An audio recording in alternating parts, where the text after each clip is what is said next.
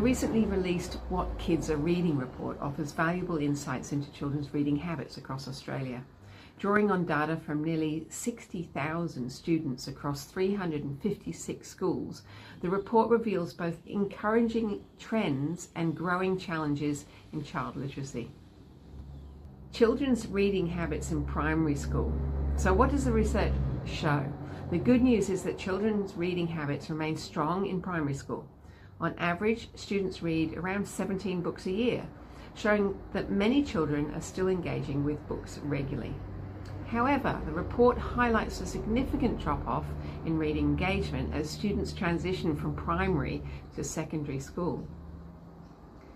There's a shift from learning to read to reading to learn. Years 3 to 5 mark a turning point in child literacy. This is when children move then from learning to read to reading to learn. During this phase, maintaining a consistent reading routine becomes essential. Research shows that when children read for 15 minutes a day or more, their comprehension improves significantly.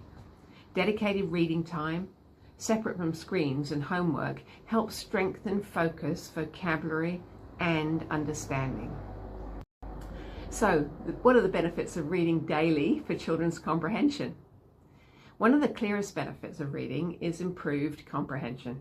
Yet the report shows that reading comprehension is declining overall, even when children are still reading regularly. Books that provide glossaries of new words, explanations, supportive structures, and engaging content can help reverse this trend. Series-based reading encourages sustained daily reading and deeper understanding. For this age, I recommend my Wildlife Wong series. Bringing books into classrooms through teacher resources also supports comprehension by reinforcing learning and discussion. Wildlife Wong and the Sun Bear has a substantial teaching resource. So why is reading important during upper primary and early secondary years? Years 6 to 8 are particularly vulnerable times for children's reading development. Academic demands increase just as reading motivation often declines. To maintain reading engagement during this stage, it's essential to 1. Match books to a child's reading level, 2. Choose subjects that genuinely interest the reader, and 3. Build confidence through achievable and enjoyable reading experiences. For this age, I recommend Curious Kai Asks Why, which prompts questions while engaging children in an adventure science narrative. Supporting reading during this period helps build academic confidence and long-term learning successes. So Curious Kai Asks Why also comes with an extensive teacher resource. So how do we develop reading habits that last? The report makes it clear that developing reading habits is a shared responsibility between schools, families, and communities. Key recommendations include: start reading habits early, leverage the power of book series, give children choice while guiding them towards suitable books that match their interests, and turn reading into a shared experience through book discussions, class activities, and reading groups. Reading at home builds strong bedtime reading habits.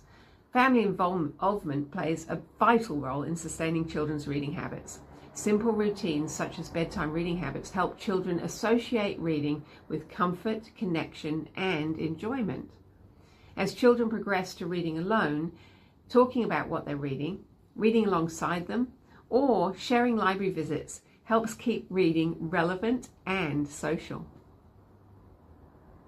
Library activities and the role of libraries in child literacy. Libraries and librarians are central to reading engagement. Library activities such as book clubs, reading challenges, and guided recommendations help children discover books that match their interests and reading level. Making friends with the librarian or indie bookshop owner so they can recommend books is also recommended. Now, unfortunately, many schools are reducing or closing libraries, often replacing qualified teacher librarians too. This is concerning as teacher librarians play a critical role in curating learning resources and supporting child literacy. So if your school is losing its library or its librarian, it may be time to speak up.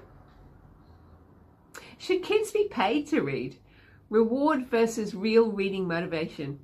There's an ongoing debate about whether children should be rewarded for reading. Some educators believe incentives can jumpstart engagement, while others argue that intrinsic motivation leads to stronger, lasting reading habits. While rewards may have a place, long-term success comes from helping children find books they genuinely enjoy, and supporting them through time, with time, access, and encouragement. So the final thought is, it's important to support children's reading for life. Reading is not just an academic skill, it's a lifelong habit that shapes how children understand the world as they grow into adulthood. The challenge now is not simply getting children to read, but helping them love reading enough to keep going. I'm happy to help. If your child or student reads one of my books, suggest they email me a review. I promise to write a personalized email back. Encouragement from an author can go a long way. Thanks for listening.